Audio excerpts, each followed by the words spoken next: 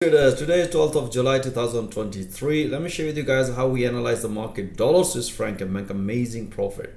If you look at the 4-hour chart, pretty straightforward. We've been short on dollar Swiss franc once the price broke on this demand zone. So we are looking at price action here. If you look at the 4-hour chart, this is what we explained to my trader.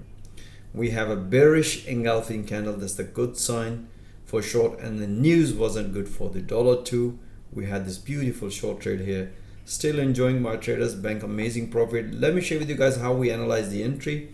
Pretty straightforward. This is the analysis we did just before the market news open. So we have this pretty straightforward as explained, because trader was expecting there's a possibility of counter as I explained if the price, because you look at here, this is the first dip market develop as explained. If the market is gonna break and then respect, then taking a counter. Otherwise, if the market is gonna break the previous low, then sign of continuation. Even if you look at the bottom, momentum was bearish. That's the high probability that look for the short.